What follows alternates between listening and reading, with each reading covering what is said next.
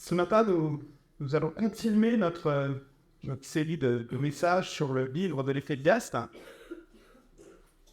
Il s'agit d'un livre de sagesse et nous avons choisi d'intituler cette série de prédications « À quoi bon ?» En effet, ce livre est en quelque sorte une synthèse des investigations menées de façon méthodique et presque clinique par un homme qui est connu, reconnu pour sa sagesse, un homme qui, en observant tout ce qui se fait autour de lui, sous le soleil, a cherché à répondre à la question: quel est le sens de la vie de l'homme? Est-ce que tout ça, tout ce que nous vivons, ça a du sens? C'est une question pleine de sens, n'est-ce pas? Qui ne s'est jamais posé la question: mais qu'est-ce que je fais là? Et si cette question existentielle est universelle, et si les résultats des investigations de l'Ecclésiaste sont présentés ici dans la Bible, qui est la parole de Dieu, alors il est pertinent de lire et d'entendre les résultats des recherches. Dimanche dernier, nous avons vu avec Naina qu'après avoir, par la sagesse et même par la folie, recherché un sens de la vie dans les réalisations humaines, les plaisirs de la vie, les relations en argent, pour en conclure que aucune de ces recherches n'aboutissait et n'était satisfaisante pour répondre à la question à quoi bon. L'Ecclésiaste, le sage prédicateur, se penche sur un nouvel axe d'enquête, celui de la sagesse. Il ne s'agit pas ici de savoir que la sagesse est un outil pour trouver le sens de la vie, mais plutôt de savoir si une vie sage ne serait pas en fait la réponse à la question « à quoi bon ?» Et du coup, c'est posé la question de savoir comment vivre une vie sage.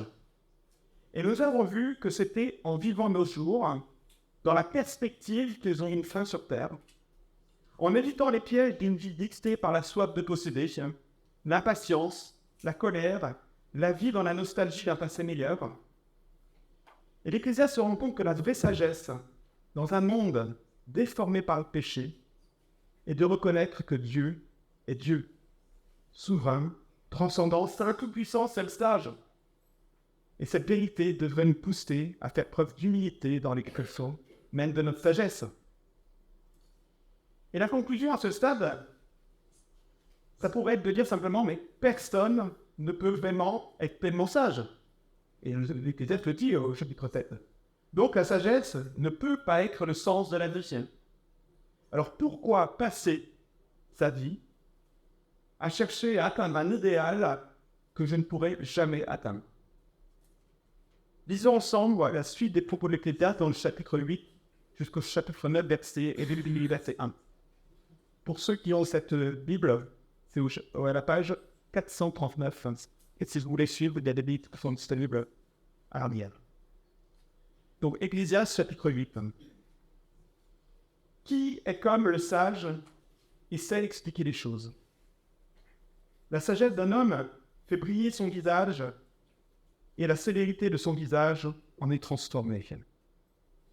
Je te le dis, respecte les ordres du roi, et cela à cause du serment fait à Dieu.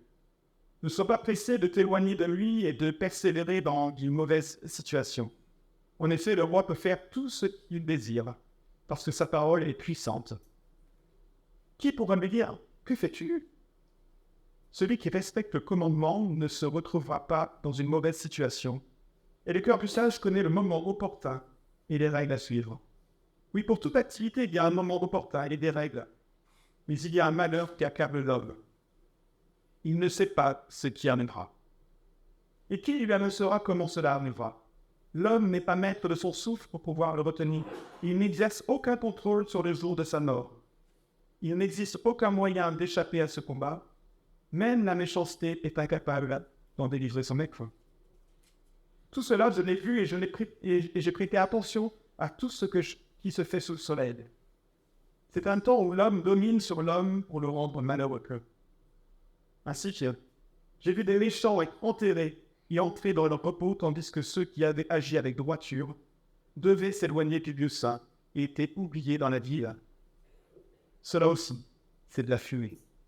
Parce qu'une sentence contre de mauvaises fonctions n'est pas rapidement acquitté, le cœur des humains se remplit du désir de faire le mal. En effet, le pécheur peut faire 100 fois le mal et continuer à vivre. Mais je sais aussi que le bonheur est pour ceux qui craignent Dieu, parce qu'ils éprouvent de la crainte devant lui, et qu'il ne sera pas pour un méchant. Il ne prolongera pas plus son existence que l'ombre, parce qu'il n'éprouve pas de la crainte devant Dieu. Il y a une réalité qui n'est que fumée et qui se produit sur la terre. Il y a des justes qui sont traités d'après la manière d'agir des méchants, et des méchants qui sont traités d'après la manière d'agir des justes. Je dis que cela aussi, c'est de la fumée. J'ai donc fait l'éloge de la joie, puisque le seul bonheur de l'homme sous le soleil consiste à manger, à boire, à se réjouir. Voilà ce qui l'accompagne dans sa peine, durant la vie que Dieu lui donne sous le soleil. Lorsque j'ai appliqué mes cœurs à connaître la sagesse et à examiner les activités qui se déroulent sur la terre, en effet, les yeux de l'homme ne goûtent le sommeil, ni le jour, ni la nuit. J'ai vu tout ce que Dieu fait. J'ai vu que l'homme ne peut pas comprendre l'œuvre qui est accomplie sous le soleil. Il a beau se fatiguer à chercher, il ne parvient pas. Et même si un sage prétend avoir cette connaissance, il est incapable de parvenir. Oui, j'ai appliqué mes cœurs à tout cela. J'ai fait de tout cela l'objet de mon examen, et j'ai vu que les justes et les sages, avec leurs entreprises, sont dans la main de Dieu.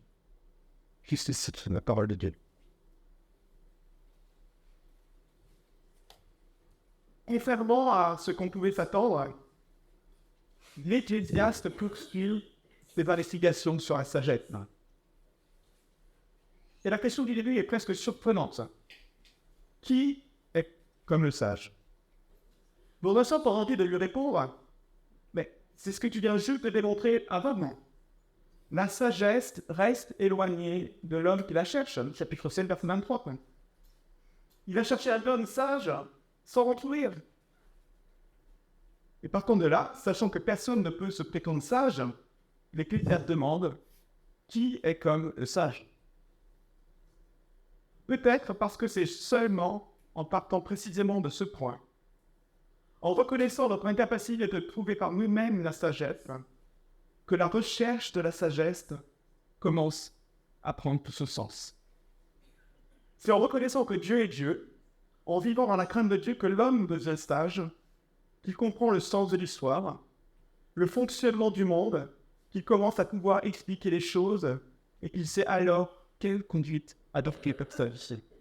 Ainsi l'Ecclésiaste, le prédicateur, loin de décourager son auditoire de rechercher la sagesse, l'encourage à poursuivre sa quête.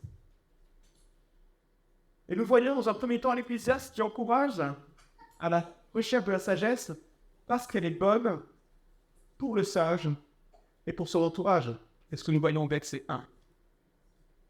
Et pourtant, il poursuit en soulignant que le sage devra faire face à des limites qui lui sont imposées par l'exercice du pouvoir, par le mal et par l'injustice.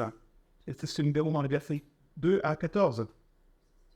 Mais pourtant, la prise de conscience de ces limites, loin de pousser le sage au désespoir et au pessimisme, le conduit à trouver en Dieu la joie, le repos et l'espérance. Les versets 15 au début du chapitre 9. Bienfait, limites et ressources en Dieu. La sagesse d'un homme fait briller son visage et la sévérité de son visage en est transformée. Il est intéressant tout d'abord de noter que la sagesse est présentée comme quelque chose que les autres peuvent observer chez l'homme sage. Comme si la réponse positive à la question « qui est sage ?» nécessitait un regard extérieur. Quelque part, il suffirait de fermer les volets ce matin, d'éteindre les lumières, et on saurait normalement tout de suite qui est sage. Des personnes qui devraient briller. Si tu as le visage qui brille, c'est bon, sinon. Cela souligne, il me semble, le fait qu'on n'est pas forcément nous-mêmes les mieux placés pour répondre à la question, en tout cas du moins sans usage de ceux. Mais il me semble que la sagesse d'un homme est en premier lieu bonne pour lui-même, parce que souligne notamment ce texte, et qu'il devrait ressentir les bienfaits de cette sagesse pour sa vie. Mesdames, Messieurs, Je ne sais pas combien de pourcentage de sagesse vous avez dans votre crème de jour, mais selon Ecclésiaste, plus la concentration de sagesse est importante, plus ça devrait être bon et se voir sur votre visage. Elle paraît efficace pour donner une bonne mine, avoir un visage radieux, et même gommer le trop-plein de rides et de sévérité qu'on peut avoir sur le visage. Merveilleux. Mais au-delà de cette boutade, cela peut faire référence au fait qu'un visage marqué, sévère, est souvent en lien avec les difficultés de la vie, les afflictions. Peut-être aussi parfois sa frustration face aux injustices, à la méchanceté à laquelle l'homme doit faire face. Peut-être même parfois à sa propre méchanceté, à son propre péché, sa propre dureté de cœur. La sagesse est donc bonne parce qu'elle permettait de traverser ces aléas de la vie, de la condition humaine, les temps de deuil, les difficultés de la vie, la confrontation au péché, de façon plus sereine, dans le contentement. La sagesse est bonne parce qu'elle permet de s'orienter dans les dédales de la vie sans être rongé par l'inquiétude, au point que cela soit rendu visible sur le visage par notre entourage. Tu es en quête de sénérité? Il y a mieux que son ébaël. Recherche la sagesse. Mais la formulation de l'Ecclésiaste n'est pas anodine quand il évoque le visage du sage qui brille. Si vous faisiez partie du peuple d'Israël au moment de la rédaction de ce livre, cela devait faire pour vous écho à quelque chose que vous avez l'habitude d'entendre. Dans Nombre, au chapitre 6, versets 22 à 27, nous pouvons lire « L'Éternel dit à Moïse, transmets tes instructions à Aaron et à ses fils. Voici comment vous bénirez les Israélites. Vous leur direz que l'Éternel te bénisse et te garde, que l'Éternel fasse briller son visage sur toi et t'accorde sa grâce. Que l'Éternel se tourne vers toi et te donne la paix. C'est ainsi qu'ils mettront mon nom sur un Israélite, et je les bénirai. » Le visage de Dieu qui brille est présenté comme la manifestation de sa grâce en la faveur de ce peuple.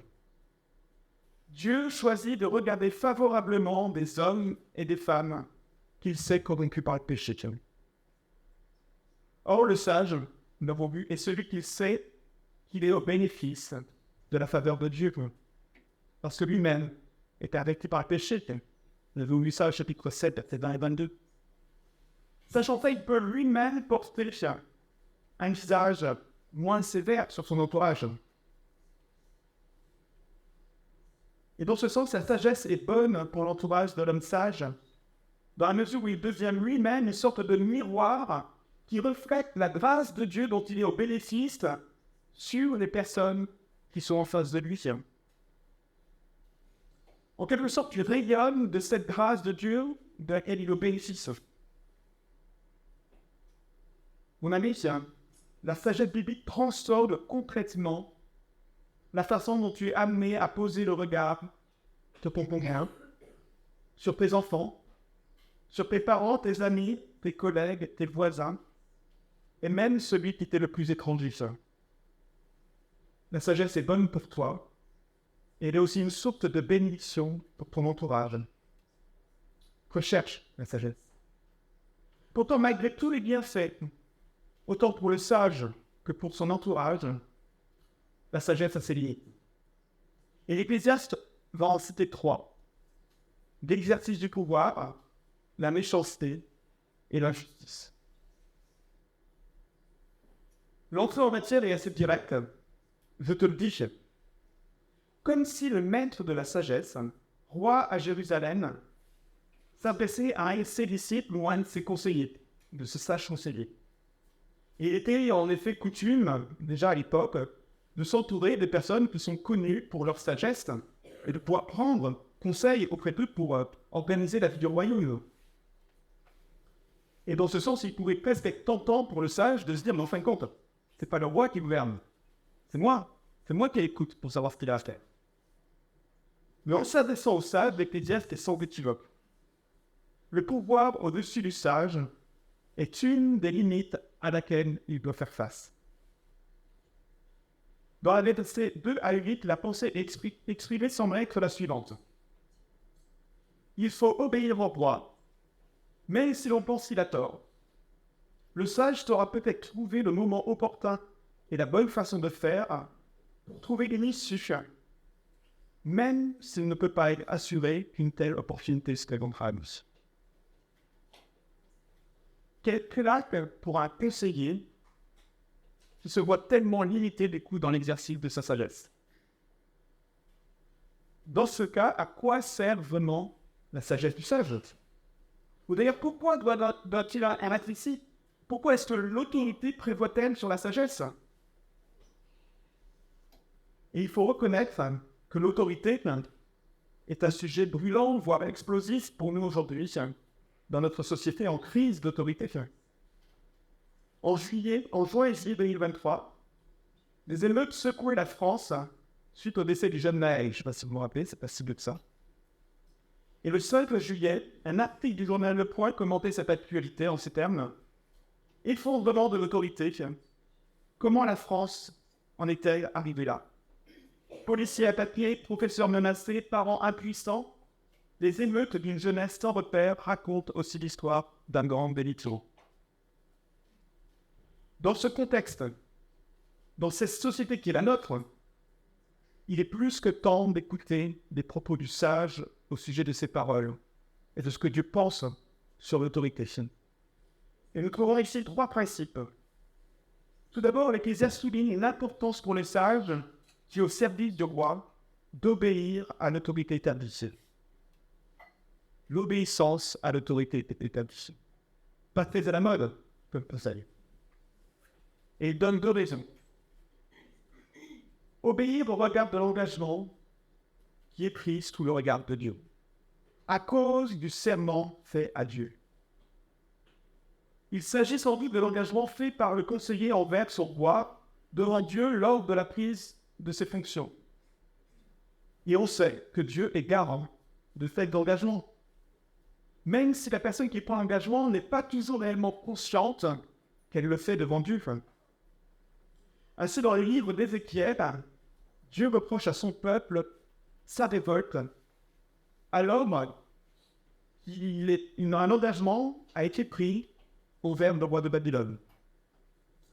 On peut lire ça dans Ézéchiel 17, verset 11 à 16, Ézéchiel 17, verset 11 à 16. La parole de l'Éternel m'a été adressée, dit à cette communauté de rebelles, ne savez-vous pas ce que cela signifie? Explique-leur. Le roi de Babylone est venu à Jérusalem, il a capturé son roi et ses chefs, et les a emmenés avec lui à Babylone.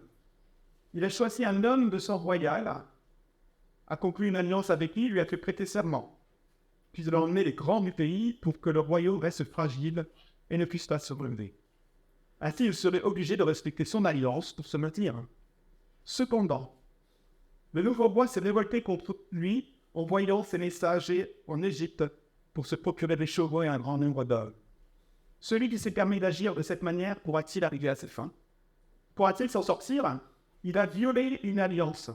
Il s'en sortirait? Aussi vrai que je suis vivant, déclare le Seigneur, l'Éternel, il mourra au milieu de Babylone. Chez le roi que l'avait mis sur le trône, puisqu'il a ignoré son engagement envers lui et a violé son alliance avec lui. Dieu est garant des engagements que les hommes prennent, car même s'ils n'en ont pas conscience, ces engagements sont toujours pris devant lui. Et ce n'est pas sans rappeler les propos et les conseils de l'apôtre Paul dans sa lettre aux Romains, que chacun se soumette aux autorités qui nous gouvernent, car toute autorité vient de Dieu. Et celles qui existent ont été établies par Dieu. C'est pourquoi celui qui s'oppose à l'autorité résiste à l'ordre que Dieu a établi. À ceux qui résistent, et ceux qui résistent acquerront une condamnation sur eux-mêmes. De fait, l'engagement à obéir à l'autorité établie est prise devant Dieu, même quand cette autorité n'est pas celle que nous aurions espérée, que nous aurions souhaité. Et je sais que là, il y a matière à chercher à appliquer comment vivre ça, notamment dans des pays totalitaires qui sont ouvertement opposés à Dieu. Comment vivre ça? Pourtant, je pensais que l'Ecclésiaste va même plus loin.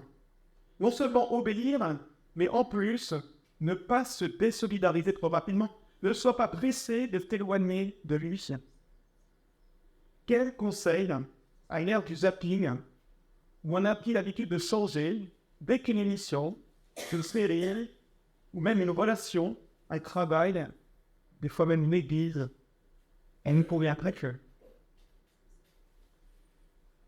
Ou dès que les sages conseils que nous avons donnés à notre conjoint, que nous avons partagés avec notre chef de service, que nous avons donnés à nos responsables d'église, ne sont pas automatiquement écoutés et mis en œuvre.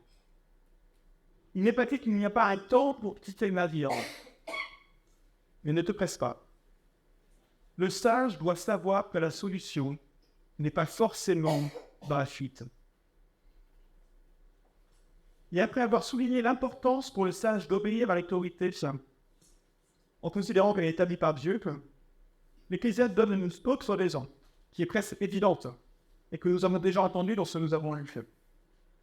Les conséquences de la désobéissance face à un roi qui a tout pouvoir.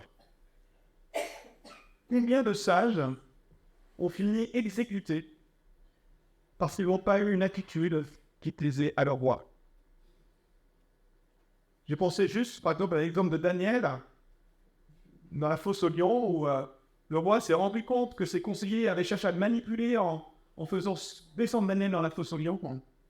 Quelle a été la conséquence pour eux, quand Daniel est sorti, les appeler avec leur famille et les acheter dans la fosse? Mais comme nous l'avons vu, ces conséquences sont aussi à considérer devant Dieu, qui se porte garant des engagements pris. Chacun de nous aura des comptes à rendre devant Dieu, des engagements non respectés, de ses révoltes face à l'autorité qu'il a établie, de ses désobéissances face à l'autorité qu'il a instituée. Et cela devrait nous faire réfléchir sur notre rapport à l'autorité. Face à l'autorité, le sage est donc exhorté avant tout à obéir, à ne pas fuir trop rapidement une autorité établie par Dieu, sous peine d'être confronté aux conséquences de cette révolte. Mais pourtant, un deuxième principe, c'est que le sage peut espérer et saura attendre le moment opportun pour être entendu et peut-être changer la décision du roi. Le cœur du sage connaît le moment opportun et les règles à suivre. Oui, pour toute activité, il y a un moment opportun et des règles. Cette vérité répétée 2 fois, moment opportun et règles à suivre, est le cœur du conseil adressé par l'Ecclésiaste au sage. Le sage est donc, face au pouvoir, invité à une attitude qui est caractérisée par la patience, attendre le moment opportun, par la persévérance, parce qu'il faut attendre le moment opportun, et par l'espérance, il y aura peut-être un moment opportun. Et cela implique que l'obéissance demandée n'est pas synonyme de devenir d'accord avec les décisions qui sont prises, que nous jugeons mauvaises, ni même d'avoir une attitude passive et de ne pas exprimer ce qui est sage. Il s'agit, face à un pouvoir qui ne veut pas entendre les conseils sages, de trouver le bon moment, la bonne façon de faire pour éventuellement faire changer les choses. Et cela demande de la sagesse, et pourrait même, quelque part, être une des caractéristiques de la sagesse, n'est-ce pas? Et pourtant, troisième principe, malgré toute cette sagesse, la personne sage doit avoir conscience que ce temps favorable n'arrivera peut-être jamais. Mais il y a un malheur qui acclame l'homme, il ne sait pas ce qui arrivera. Non seulement le moment opportun n'arrivera peut-être jamais, mais de plus, ce qui s'avère sage à l'instant T, c'est parce que l'avenir réserve, ne s'avérera peut-être pas sage à un instant T plus 1, T plus 2, voire plus. Et malgré toute la sagesse de certains hommes qui parviennent à discerner les temps et à faire des projections qui sont parfois justes, La seule vérité, certitude, est celle de notre solidarité face à la mort. Le sage, comme le roi, devront faire face à la mort, et personne ne sait quand cela arrivera. Peut-être que la mort du roi réglera le problème du sage, qui pourra alors exercer sa sagesse, peut-être avec plus de liberté face à un roi qui lui sera plus favorable. Mais peut-être que la mort du sage ne lui permettra jamais de trouver le moment opportun. Quelle leçon d'humilité faire? Quelle leçon pour nous aujourd'hui qui vivons dans un monde en crise sur la notion d'autorité? En considérant les conseils de l'Ecclésiaste aux sages, qui face à la limite un peu de pouvoir et invité à l'obéissance face à une autorité instituée par Dieu, la patience, la persévérance et l'espérance d'un temps opportun permettant de changer des mauvaises décisions, et l'humilité en considérant l'incapacité pour l'homme de maîtriser l'avenir, alors que nous avons vu juste avant tous les bienfaits de la sagesse autant pour les sages que pour ceux qui sont autour. Comment cette vision biblique de l'autorité s'applique-t-elle dans notre vie aujourd'hui? Comment est-ce qu'on vit ça? Est-ce que dans mon attitude face aux décisions politiques, parfois contestables, même face à la sagesse biblique, est-ce que je manifeste cette sagesse présentée par l'Ecclésiaste? Quel est le témoignage de l'Église dans son vis-à-vis face à l'autorité? Ne sommes-nous pas promptes parfois, et même à violemment nous opposer, parfois même avec arrogance? Savons-nous exprimer sagement les conseils sages de la parole de Dieu, avec persévérance, espérance, patience, dans l'attente d'un moment opportun? Est-ce que nous bénissons notre entourage par notre manière de vivre sagement nos relations d'autorité, obéissance, patience, persévérance, espérance, humilité, dans l'Église? Comment nous vivons l'autorité dans l'Église? Est-ce que nous bénissons les autres en les vivant de la même façon? Dans nos relations familiales, dans nos couples, dans notre travail? Mes amis, aussi surprenant que cela puisse paraître, c'est un sage moyen que Dieu nous a donné pour bénir ceux que nous aimons. Par notre bonne attitude, notre sage attitude face à l'autorité, nous bénissons ceux qui sont autour de nous. Mais cet encouragement n'est pas considéré que dans un sens. Les conseils adressés aux sages sont ceux d'un roi qui est connu pour sa sagesse. Et ce roi sage exprime que le roi n'écoute pas toujours le sage. C'est un paradoxe. Dans l'écrivant ce chapitre 8, d'un roi qui semble ne pas prendre en compte les conseils du sage, il y a pour la personne qui entend ces paroles en position d'autorité comme une mise en garde sur la perversion du pouvoir, sur sa capacité à corrompre la sagesse des sages. Ainsi, le roi est aussi invité à rechercher la sagesse, à savoir justement écouter les conseils du sage. Mais il y a plus, notamment dans l'obéissance due à celui qui détient toute autorité. Dieu seul sage, comme le présente l'apôtre Paul dans Romains 15, verset 27, parce que c'est sous le regard de ce Dieu que chaque autorité est appelée à être exercée. Que ce soit si tu es en position d'autorité dans ton travail, dans ta famille, dans l'Église, est-ce que ta façon d'exercer l'autorité, sous le regard de Dieu, tu es un instrument de bénédiction? En voulant être agréable à Dieu, en cherchant à vivre, et en encourageant à vivre les exigences de Dieu, avec patience, persévérance, espérance, exerçant tes responsabilités humblement, dans la conscience que ta vie est limitée par la mort, et que tu n'es pas Dieu. Quelle belle perspective de l'exercice de l'autorité, qui change radicalement avec ce que le monde peut nous proposer.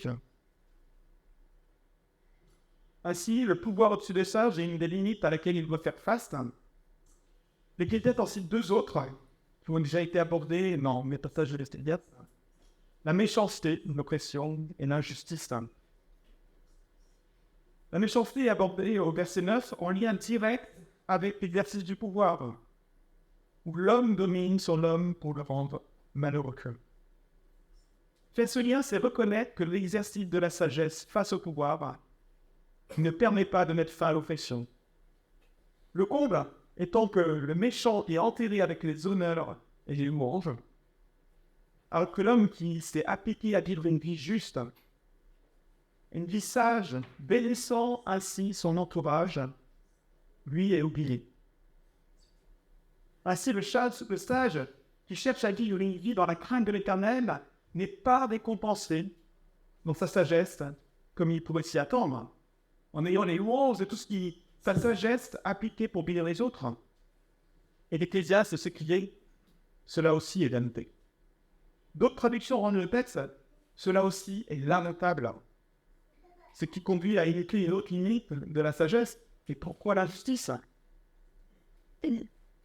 L'Ecclésiaste, dans son observation de la vie sous le soleil, constate que souvent le sort des humains est injuste.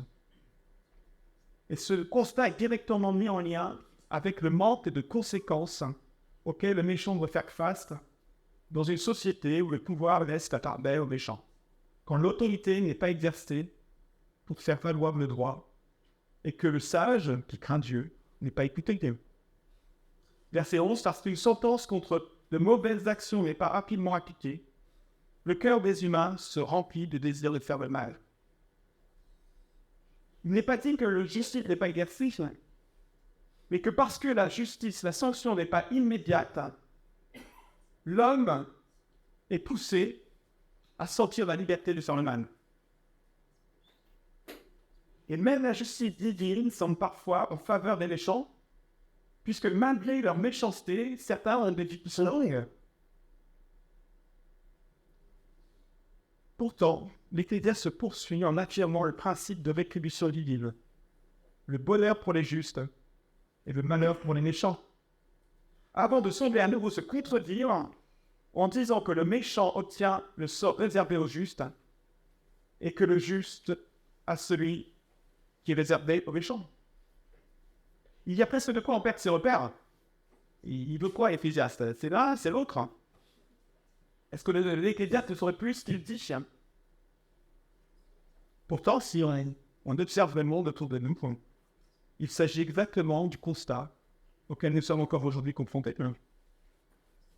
Même si nous affirmons que qui sème le vent récolte la tempête, ou comme on fait son lit se couche, et que nous pouvons effectivement constater autour de nous que de nombreuses personnes qui font le mal ont subi à un moment donné les conséquences. L'alcool tue encore aujourd'hui de nombreuses personnes qui en abusent.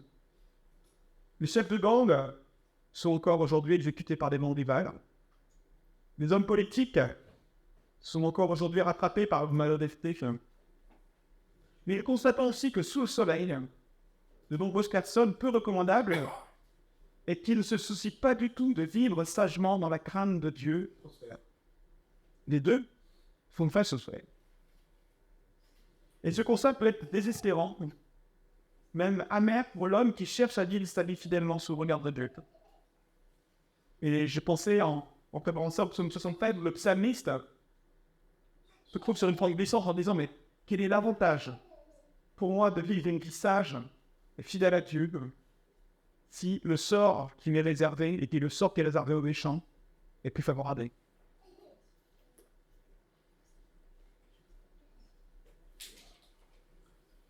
Comment, dès lors, adhérer au bienfait de la sagesse pour tous, sans tomber dans le désespoir, quand on considère ces limites imposées aux sages?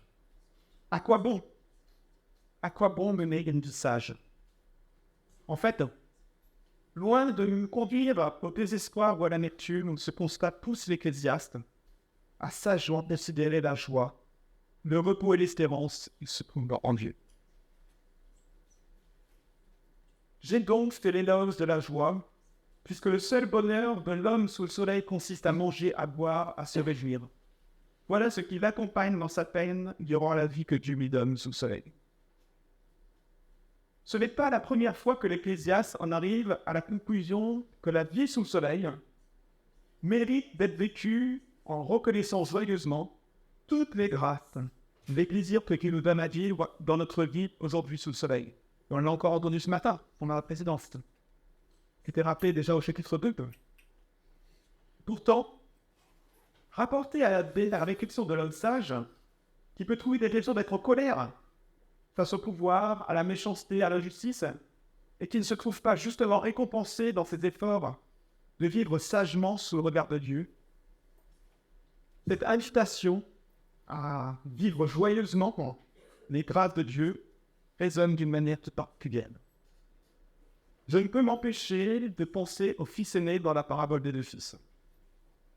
Vous vous souvenez sans doute de cette histoire racontée par Jésus, dans laquelle un fils dilapide son héritage pour reconnaître son erreur, venir courir aux pieds de son père, lui demander pardon, et que voir ce fils restauré en tant que fils, quelle a été la réaction du fils aîné? Il se met en colère face à la grâce du père, au festin qu'il organise. Il crie sur son père. Ce fils, qui avait une vie sage, bien rangée, qui obéissait fidèlement à toutes les instructions que son père me donnait, prenait soin de l'héritage. Et il dit, voilà tant d'années que je suis à ton service pour jamais désobéir à tes ordres, et jamais tu ne m'as donné de chevaux pour que je fasse la fête avec mes amis. Luc, au verset 15, au chapitre 15, c'est mon livre. Le sage fils aîné semble tellement amer et triste, sans joie, se demandant quel est son avantage de vivre une vie sage sous le regard de son père. À quoi bon avoir attendu, avoir fidèlement servi son père? Il a besoin d'entendre son père lui dire, mon enfant, tu es toujours avec moi et tout ce que j'ai est à toi. Et peut-être que toi aussi, qui vis sous le regard de Dieu sagement, et qui vois ces hommes et ces femmes heureux, qui ont une famille peut-être nombreuse, épanouie, qui ont de beaux revenus, une belle maison, et qui en plus sont beaux et en bonne santé, et qui pourtant ne se soucient de rien, ne font pas du bien, pas du droit, pas de ce que Dieu pense. Et tu as selon toi tant de raisons valables de t'écrire, et c'est lamentable. Tu es peut-être même en colère contre Dieu, que tu sers, qui ne semble pas se soucier en son nom de tes besoins. Alors peut-être as-tu besoin d'entendre cet appel à la joie. Comme le fils aîné, tu as besoin d'entendre le Père te dire, sois dans la joie, profite des grâces que je t'accorde tous les jours de tes durs labeurs, sous le soleil, je suis avec toi, à tes côtés. Je n'ai jamais cessé de t'aider. Réjouis-toi, vous. Tu as peut-être besoin d'entendre Dieu t'appeler à te réjouir de ce que tu manges, de ce que tu bois, du temps passé avec tes amis, du fait de prendre tout ça comme des cadeaux que je t'offre et de reconnaître tout ce que tu vis sous ce regard de Dieu. Et en affectant la voix, peut-être que là aussi, tu manifesteras une sage application de ce que Dieu veut nous enseigner. Et en l'expérimentant, tu béniras certainement les autres qui verront en toi un témoignage de la grâce de Dieu. Dans les versets 7 à 17, l'Église s'ajoute également le sage, confronté aux limites de la sagesse, qui n'arrive plus à trouver le repos tellement il est travaillé dans ce qu'il voit, à trouver le repos en considérant que même s'il ne comprend pas tout ce qui est autour de lui, même s'il ne trouve pas de réponse satisfaisante à la question à quoi bon, Dieu est au contrôle. Et c'est quelque chose que nous avons déjà entendu. Et que l'Ecclésiaste rappelle au Psaume, quand nous observons le monde, et que cela semble à nos yeux n'avoir aucun sens, nous observons ce que Dieu fait. Nous observons l'œuvre de Dieu. Et dans cet sens, nous devrions être rassurés, plutôt que perdus. Parce que même si avec toute notre sagesse, nous ne comprenons pas l'œuvre de Dieu, cela manifeste toute la grandeur de Dieu, qui est au-delà de toute notre sagesse. Cela nous permet de prendre conscience que nous sommes seulement créatures, et que lui est créateur, qu'il est ce Dieu éternel, seul sage, qui n'a pas de rival. N'est-il pas surprenant que nous ne soyons pas en mesure de comprendre tout ceci? Enfin, dans la première partie du chapitre 9, au verset 1, l'Ecclésiaste indique que le sage va considérer qu'il se trouve dans la main de Dieu. Oui, j'ai appliqué mon cœur à tout cela. J'ai fait de tout cela l'objet de mon examen et j'ai vu que les justes et les sages, avec leurs entreprises, sont dans la main de Dieu. C'est à la fois profondément reposant. Quel meilleur endroit où se trouver que de se trouver dans la main de Dieu? Mais c'est également source d'une profonde espérance. Le sage, ses œuvres, qu'il trouve peut-être jusque-là sans veine, sans effet, sont dans la main de Dieu, dans la main de celui qui œuvre. Comme si le sage et ses œuvres étaient des outils dans la main de l'ouvrier divin. Quel repos et quelle espérance de pouvoir affirmer que sa vie, ses œuvres sont dans la main de Dieu, qu'elles ne sont dès lors pas vaines. Et peut-être qu'en ce moment, tu te demandes, mais à quoi bon?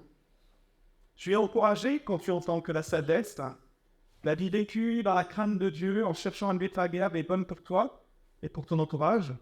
Non seulement peut-être que tu es encouragé, mais peut-être que tu es convaincu de cela. Et pourtant, confronté aux difficultés de la vie, en l'absence, en ce moment peut-être, d'éléments manifestes de ces bienfaits dans ta vie et dans celle de ton entourage, tu es découragé. À quoi bon chercher la sagesse alors que peut-être tu as l'impression que ça complique encore plus tes relations au travail, à la maison, que tu as du mal à trouver ta place dans cette société qui s'éloigne de plus en plus de ce que Dieu demande? À quoi bon chercher à vivre la sagesse quand, dans ton quotidien, ceux qui ne se soucient pas de Dieu et de vivre une vie juste semblent aller beaucoup mieux que toi, quand ton témoignage, alors que tu es béni par les autres, tes enfants, tes amis, ton conjoint, qui ne te connaissent pas, semble inefficace, même provoque peut-être des moqueries, ou même semble provoquer même l'effet inverse et un rejet de Dieu. À quoi bon? À quoi bon chercher à être une église qui s'attache fidèlement à la parole de Dieu, en croyant que les nécessaires est suffisant pour transformer les vies, alors que les églises qui marchent semblent être qui sont davantage attachées à divertir les gens et à répondre à leurs besoins immédiats de richesse et de réussite sociale? À quoi bon chercher à annoncer fidèlement l'évangile et que l'Église grandisse alors que l'on manque de place peut-être pour accueillir et que d'autres associations, d'autres groupes religieux ont tout ce qu'il faut? À quoi bon? Ce matin, Dieu te rappelle que si tu es ce sage qui a choisi de vivre sa vie en reconnaissant que Dieu est Dieu et qu'il est le Seigneur de ta vie, tu es, toi, ta personne, et tes œuvres aussi, ton service, ton témoignage, ton travail, ton argent, même la prédication de ce matin, la présidence, les chants, tout cela sont dans la main de Dieu. Tes œuvres ne sont pas vaines, car ils sont dans la main de celui qui est le seul sage. Il fait et qui œuvre à l'exécution de son plan. Quelle espérance! Dans ces quelques versets, pour conclure, l'Ecclésiaste poursuit ses recherches sur la sagesse. Et après avoir expliqué comment vivre sagement, et précisé que la sagesse était de reconnaître que Dieu est Dieu, il précise dans ces versets que la sagesse est bonne pour le sage et pour son entourage, et que si l'exercice de cette sagesse est limité par l'exercice du pouvoir, la méchanceté et l'injustice, Dieu permet aux sages de vivre et d'œuvrer sagement avec joie, en se reposant sur lui car il tient sa vie et ses œuvres dans sa main. Et donc la question à laquelle tu es invité à répondre ce matin, as-tu choisi de vivre sagement? Il s'agit peut-être pour toi d'un encouragement à tenir bon, à garder le cap, à renouveler envers Dieu ta volonté de vivre sagement à ses côtés, dans la joie, sous son regard, comptant fidèlement sur son soutien inébranlable et bienveillant. Peut-être que ce matin, tu découvres seulement les avantages de vivre sagement sous le regard de Dieu, et que tu commences à percevoir la vie pleine de sens qui s'offre à toi, et dans laquelle Dieu lui-même devient la réponse à la question « à comment ?» Et si c'est le cas, Sache que dans ta sagesse, Dieu a déjà pleinement pourvu aux moyens de t'arracher à la folie d'une vie loin de lui, pour faire de toi un homme sage dont les œuvres et dont la vie seront dans sa main. Ce moyen, tu le découvres dans la personne de Jésus-Christ. Et je voudrais lire les quelques versets de Corinthiens, chapitre 1, verset 20 à 25. Où est le sage? Où est le spécialiste de la loi? Où est le discoureur de l'ère actuelle? Dieu n'a-t-il pas convaincu la folie de sagesse de ce monde? Puisqu'à travers de cette sagesse, le monde n'a pas connu Dieu en voyant sa sagesse. Il a plu à Dieu de sauver les croyants à travers la folie de la prédication. Les Juifs demandent un signe miraculeux et les Grecs cherchent la sagesse. Or nous prêchons un Messie crucifié. Scandale pour les Juifs et folie pour les non-Juifs, mais puissance de Dieu et sagesse de Dieu pour ceux qui sont appelés, qu'ils soient juifs ou non. En effet, la folie de Dieu est plus sage que les hommes et la faiblesse de Dieu est plus forte que les hommes. Jésus-Christ, sagesse de Dieu pour que tu sois pour toujours en la main du Père. Alors, on prend la chance de prier. Seigneur, je te remercie encore une fois pour ta parole. Tu nous permets de découvrir encore une fois comment quel Dieu merveilleux tu es. Père, je te remercie de la grâce que tu nous fais. Même quand nous sommes confrontés à considérer la vanité de la vie, les limites de nos propres vies, même quand nous cherchons à vivre une vie sage et qui t'honore, à pouvoir prier sur toi, et à le savoir et à considérer que tu es à l'œuvre, que nous sommes dans ta main, et que tout ce que nous accomplissons sagement pour toi, Seigneur, est dans ta main aussi, et que tu aimes. Seigneur, nous reconnaissons humblement ce matin encore que tu es Dieu, et que nous sommes des oubliés, que foi Seigneur. Merci, Ken.